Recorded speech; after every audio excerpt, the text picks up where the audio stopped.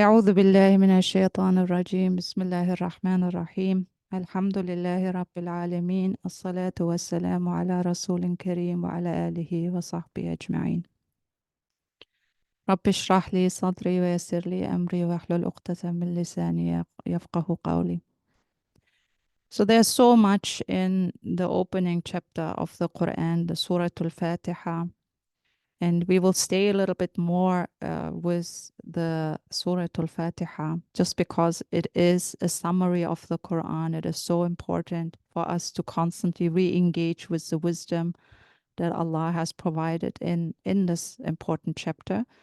And according to the prophetic tradition, this is a summary of the Quran. But everything we need to know about the Quran is here.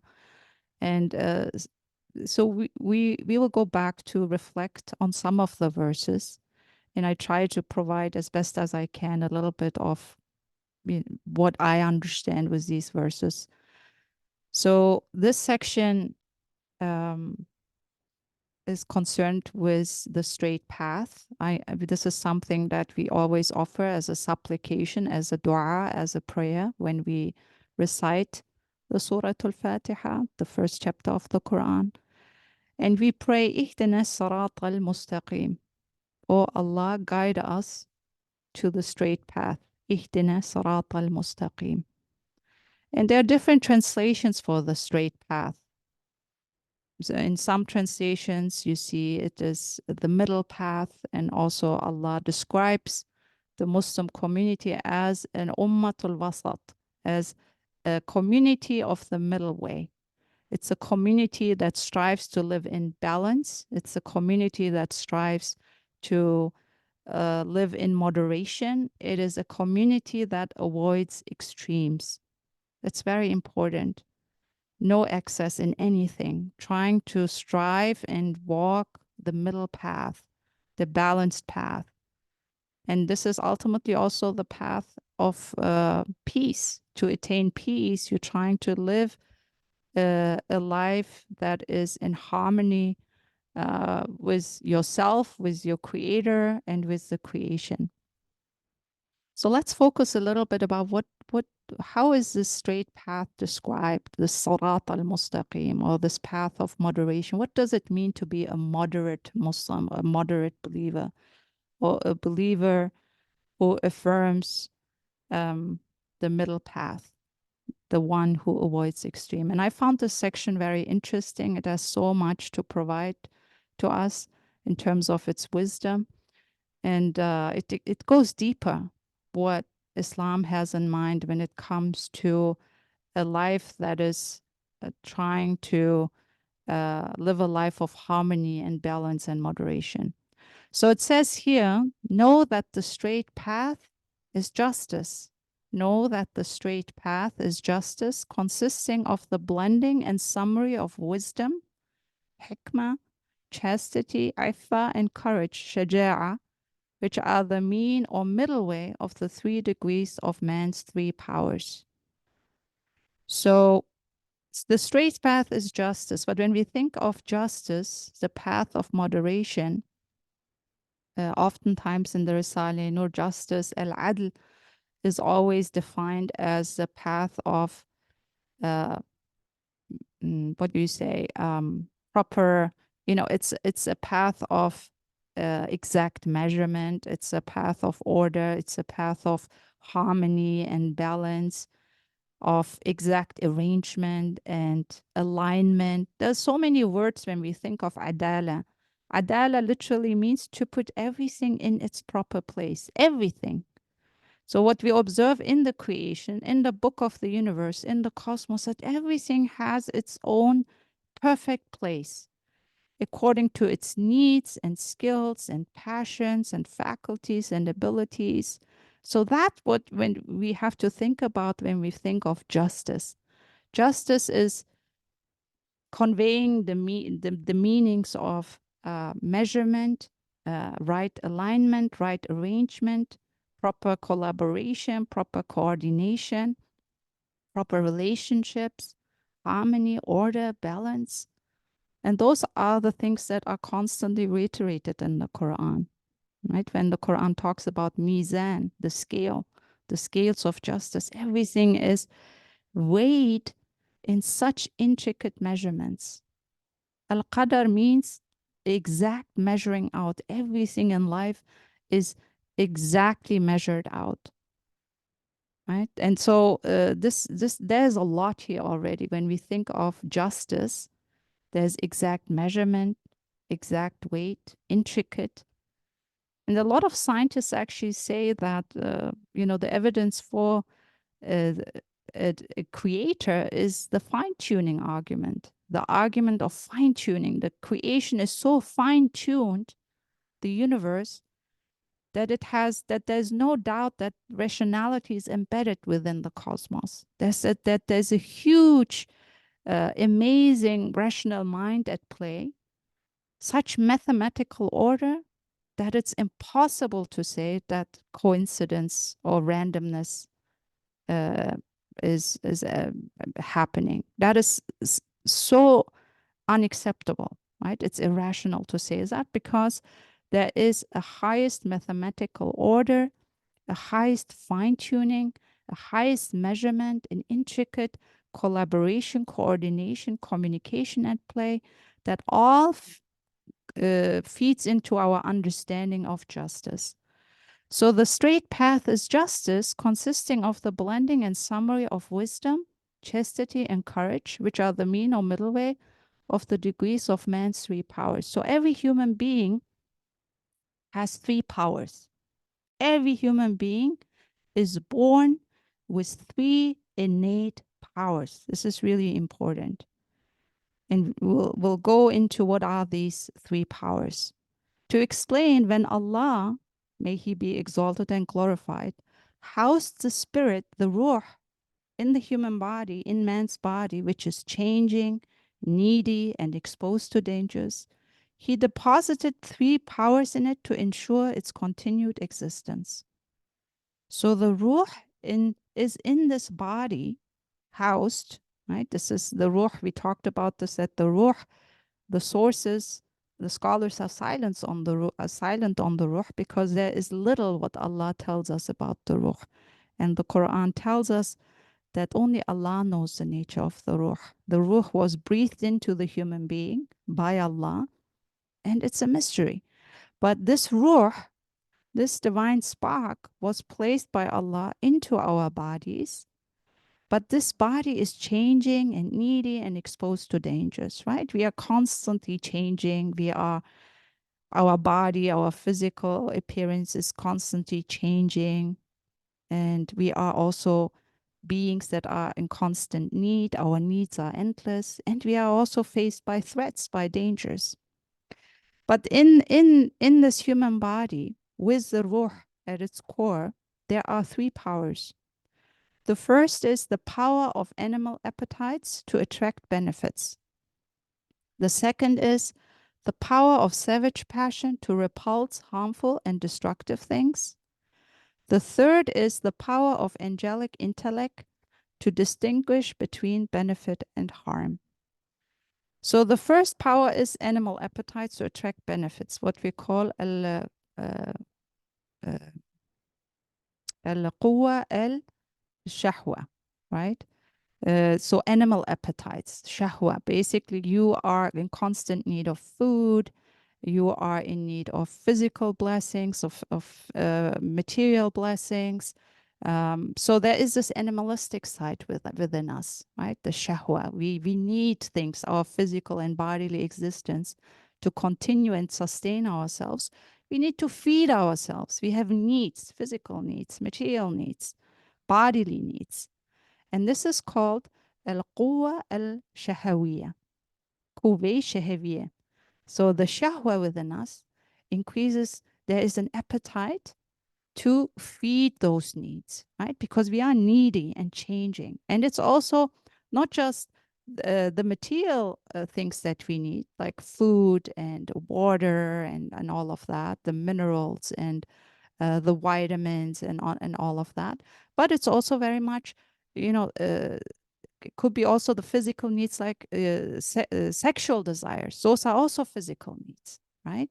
So these are all going into animal appetites, what sometimes scholars say the base desires, the lower desires. But this is very much an aspect of our humanity. It's also the way Allah has created us. So that's that power, but there is no end to that shahwa, to all these needs. We never are uninterested in new foods or new food products or new things out there or clothing and fashion. This is basically everything that addresses our animalistic side, our shahwa, basically, because the human being is constantly changing and needy and exposed to dangers. So all of this is very much needed to continue our human existence on this planet.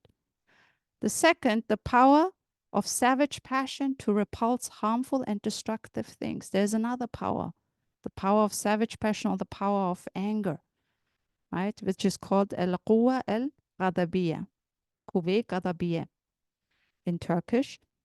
So the power of savage passion, right? We have such a potential of anger and temper within us, but it's also given us to repulse harmful and destructive things, to protect ourselves, defend ourselves and protect ourselves. That's all. So that's the second power.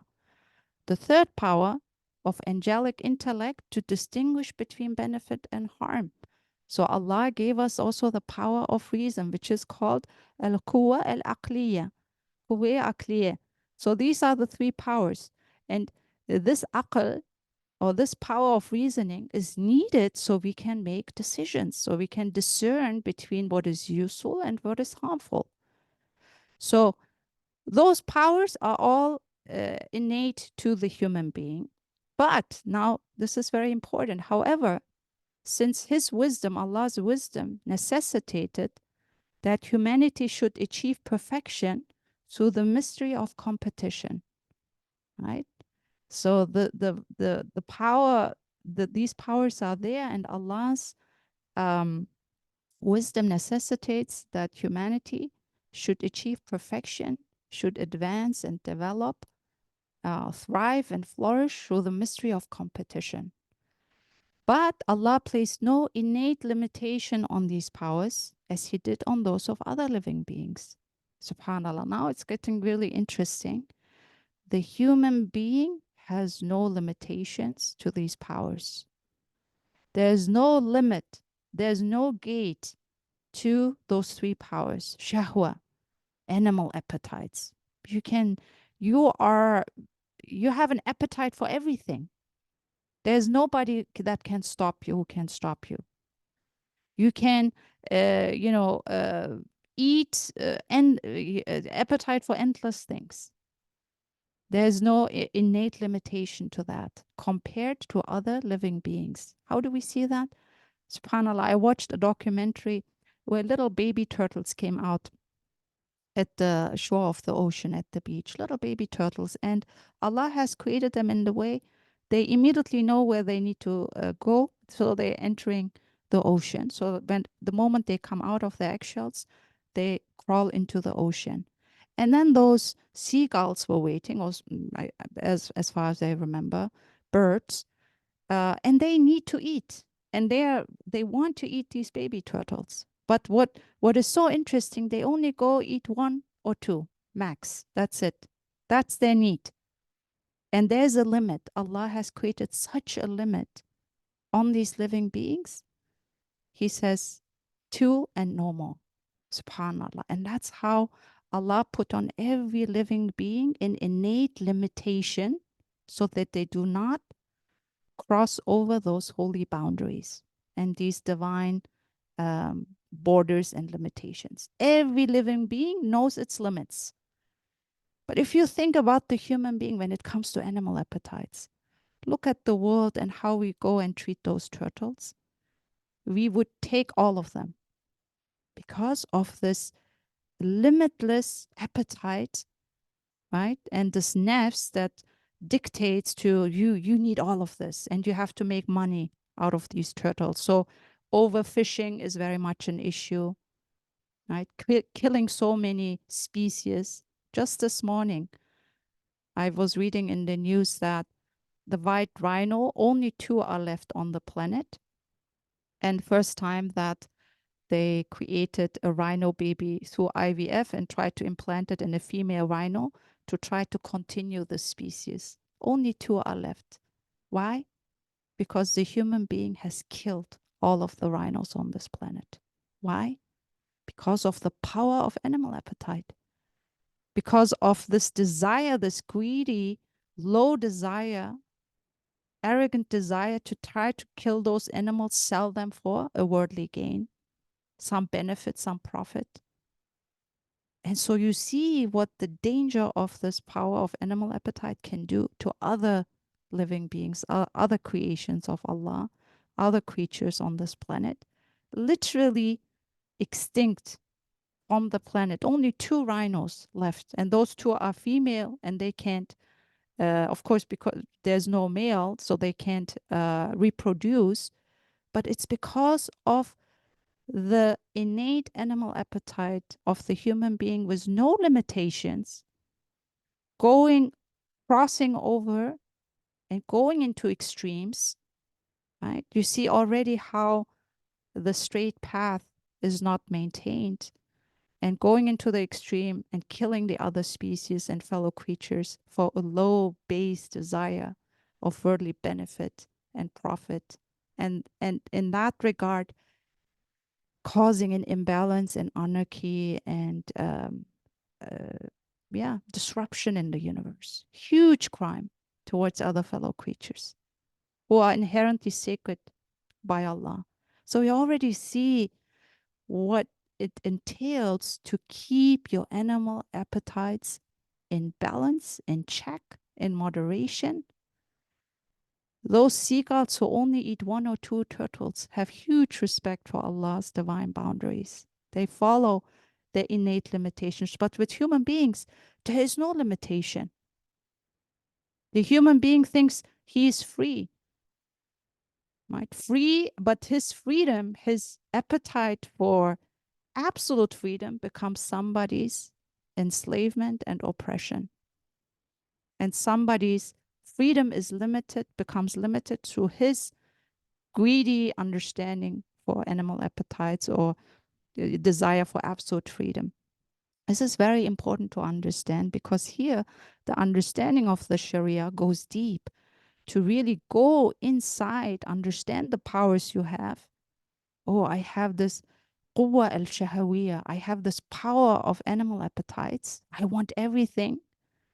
But my wanting without limits creates harm and oppression to other beings in this universe. So it's really important that Allah did not place an innate limitation, but Allah says through the Sharia, through the life-giving water and the law He sent us, through divine revelation, the Quran and the Holy Scriptures and the prophets, you are not absolutely free. If you want to be free and live a life of moderation and balance and peace with other fellow creatures, you have to follow the straight path. And here are the limitations. And Allah, in His mercy, shows us the divine boundaries, shows us the divine limitations, sends us Holy Scriptures and the prophets as a model to say, here is a limit. If you cross that, you will be accountable. You will be held accountable, and the creation will bear witness against you. It's very important to understand where are the limits of our animal appetites. Not saying halal or haram, not looking at the impermissible or the permissible, eating what you want, loving what you want, thinking what you want, watching what you want. No, the Sharia comes and says, the divine holy revelation says, here is a limit. Here are the boundaries. That is the straight path to understand. To keep myself in balance and harmony means that if I see inappropriate, indecent things on the street, on TV, I lower my gaze. Right? I cannot engage my eyes into something that is improper, indecent, unethical. SubhanAllah, the Sharia, the prophetic way shows us where the limitations are in order to live a life of moderation and peace and harmony with all fellow beings on this planet. What to eat, how to consume, how to use the resources in this world, not to waste water. All of this comes to and refers to the power of animal appetite. We want endless things. We have so many potential needs, but are they permissible within the realm of the path of moderation? And those are the questions that the tradition asks, but also Allah in His mercy and wisdom has provided us with this vast, beautiful guidance that shows us where the limitations are so we can live a life of balance and the middle path, which avoids extremes. Otherwise, we fall into this very dangerous situation of exploiting and misusing, abusing our animal appetites, looking at things that we are not allowed to look at, eating things that we are not to consume, drinking things that are harmful for our bodies and for our families, watching things that are indecent, right? Saying things that are waste of words. You name it, it can go on forever. So the freedom of the human being of his animal appetites are not absolute. Allah says you think you are free, but you're not. You will answer to your Lord how you use those powers. So that's the first power, the power of shahwa, to use those powers the way we want, right? And anything in Islam, anything in our tradition is always a mercy from Allah. When it's haram, when it's impermissible, it's because it's harmful, not just only for us, but for all beings on this planet.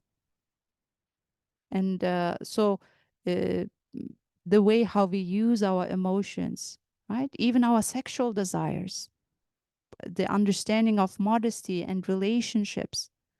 We know that the revelation does not allow premarital relationships. We know that the revelation does not allow us to engage our appetites, our needs in ways that are not permissible. Like falling into an affair, for example, all these things are not allowed, right? Why? Because it's a path of moderation and trying to bring your appetites, your powers into this understanding of sirat al-mustaqim, the path of moderation, the path of balance, and the middle way.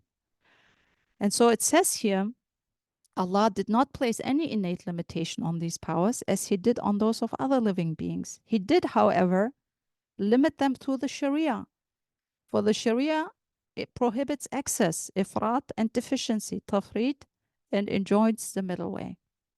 I already alluded to that. So the Sharia promotes what? The sirat al-mustaqim. And Sharia means literally the path to the living water.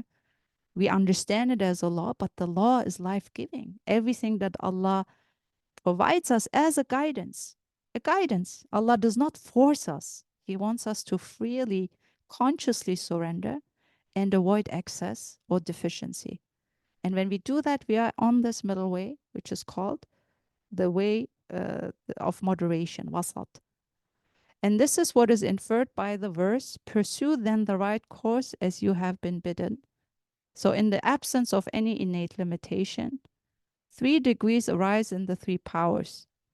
The degree of deficiency, which is negligence, the degree of superabundance, which is excess, and the middle way, which is justice. So we are striving to live this balanced life, or this life of moderation. So the other extreme is ifrat, excess, too much of it.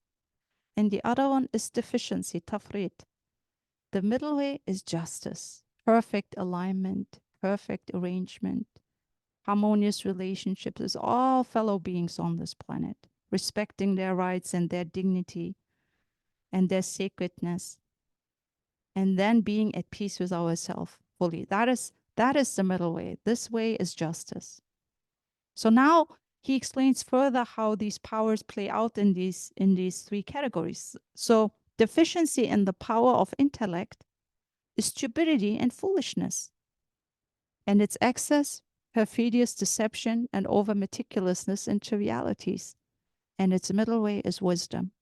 He who has been given wisdom has been given great good. So let me flesh this out a little bit. So we have the power of reason, the power of intellect, al-quwwa al-aqliya. Allah has given us this amazing brain. Allahu Akbar. It's amazing. I'm in awe of our fellow human beings. What this power of reason, this intellect, this brain can create, innovate, plan, design, build, imagine, fantasize, huge, endless possibilities. But when it goes into deficiency, what is it? Ghabava, we call it in the original. Ghabava, what is it?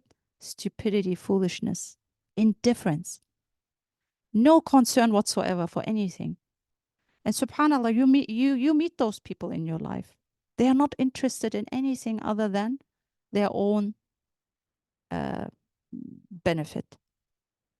But Allah has given us this power of intellect for holy cause, for holy concerns, to try to advance human life, to advance the spirit of people, to work for the emotional well-being, to work for the spiritual well-being, to work for the material well-being. But when this power of intellect and reason falls into deficiency, it becomes ignorance, stupidity, and foolishness, and indifference. I'm not interested. I don't care. Who am I to solve this problem? I'm not responsible. I only take care of my business. I have no time. Those are the people, and may Allah protect us from that, who are indifferent to the problems and concerns of this family, of this human family, but also the creation. Allah has created you with this vast power. But how do you use it? Do you use it at all? Or are you, what was the other extreme? Over meticulousness in trivial things. Or buried in things that are so useless knowledge. You don't need to know that. You don't need to know that. It's not beneficial for your deen or your dunya. Why do you need to know that? Right? Asking our question, the question of Allah has given me this aql, this power of intellect. What's the way of moderation, the straight path to use this power of reason? How do I use my reason to help advance the human family, the emotional well-being of this human family, this emotional well-being of this creation? How do I advance? What's my contribution? What's my legacy? What were the prophetic legacies? What were they concerned? Am I even curious about that? So there is a huge potential in the power of reason of the human being to create and innovate, to solve problems, to think, to imagine. Huge. I mean, you look at, I always give that example. I'm in awe of fellow human beings. A glass, a cup. But how many different versions of a glass do exist? At the end, it's just, something to hold water or drink. But there was a human being who thinks creatively, innovates new versions, designs, beautifies, displays its art and aesthetic on this glass. So many different forms, varieties, versions of a cup of glass.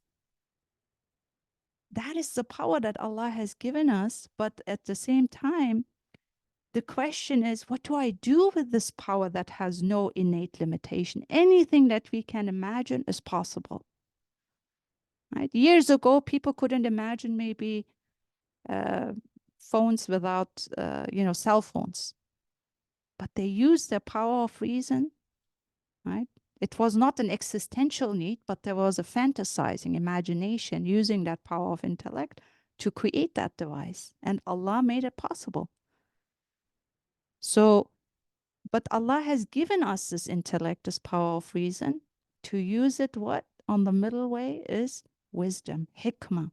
Hikmah, so important. How to use your power of reasoning. when to talk, how to speak, how much to speak. And then this power of reason guides all what you do, all your actions. And it's so sad. Sometimes you walk in the neighborhood, you see people using their power of reason, which is such a holy power, divine power that Allah has given us. He shared that with us, right? That Hakim. One of Allah's name is Al-Hakim. And He gave us this power so we can use it with wisdom. But there are so many people who exist, but they don't truly live, that they invest their thoughts in something like a race car, for example. They spend all their energy thinking about how to fix the car, how to do the car, how to do this, how to do that. 90% of the power of reason goes into that. At the end, this thing, this car is a thing, it's a material thing. And that's not to say not to have hobbies or not to engage in those things. But is that a moderate use of our power of reason? Did Allah give you reason to just think 90% of your time about a car or about a soccer game or about this and that? Trivial things? See, the other extreme is over meticulousness in trivial things. And the criteria is if it has no benefit for my deen and dunya, then it's useless. Then I'm just losing myself in trivial things. So you see how these two extremes play out. The other is overly involved in trivial things, which is if tafrit, and the other extreme is disinterest, indifference. You know, sometimes I have guests over and subhanAllah stay with me for a while, and I realize they're not even interested in reading a book, in reading Quran, in not doing anything, not even evolving for a second. And it makes me upset as a human being, as a fellow human being, that I sit there, I read Quran, I try to read a book, I try to keep my mind active, this and that, because this is why Allah has given us the power of reason. But the person next to me, completely disinterested, has no involvement, no engagement. They're completely indifferent. And that is so painful to watch. How painful must it, how must Allah feel about us who has created us with such immense potential? And we all know it's there, but it's not being used for advancing the well-being, holistic well-being of this planet. Or some people invent things knowing that it's harmful for humanity, and they still invent it anyway. They know it's harmful. There's research that shows that it's harmful. But they use their power to diminish human life, to actually hurt it and destroy it. That is such a dangerous thing. But Allah tells us through the Sharia and through the path of moderation and the prophetic example, here are the ways to use your power of intellect. Here's the way you use your power of reason to engage in a way that advances the emotional lives of others, the mental lives of others, the material lives of others.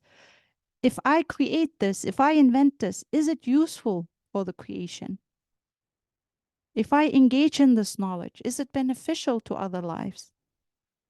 What's my goal? What's my holy concern? What's my holy cause? These are the questions that each of us who is engaged in scholarship, in academic inquiry, I'm investing so much time, but what is the outcome? What am I trying to achieve? Because this power of reason is an amana from Allah, has given me to come closer to Him, but also develop humanity and help humanity thrive, help humanity evolve, come closer to Allah, and uplift humanity and the creation at large. But if I'm sitting here and inventing something that becomes harmful, destructive, then I have abused that power.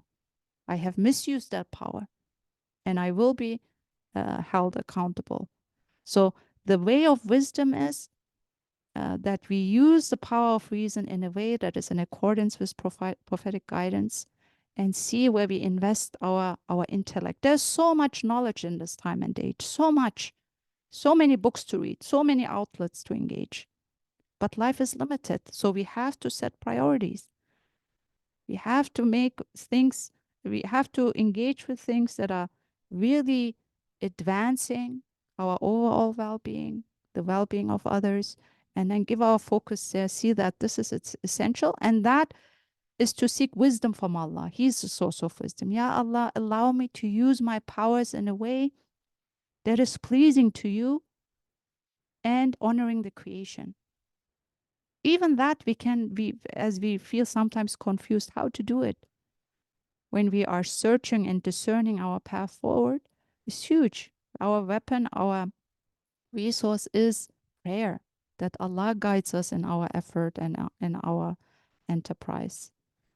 And so the power of intellect is something, especially in this time of reason and inquiry and reading and information age, is huge. How do we invest our time? How do we use our reasoning? You know, when I sometimes see children or adults, we are engaged in readings, but is it to satisfy our lower desire, or is it something that also uplifts our spirit and brings us closer to Allah? And there are many, the other powers too, very important, but inshallah, I'll dedicate some extra time. But the power of intellect and how we use our ability to create and innovate and come up with new knowledge and new information in a way that is honoring the sirat al-mustaqim, the moderate path, the middle path, is so important to ponder how we think about the middle way and living a life that truly honors these three powers, especially the power of intellect. سبحانك لا علم لنا إلا ما علمتنا إنك أنت العليم الحكيم وآخر دعوانا الحمد لله رب العالمين.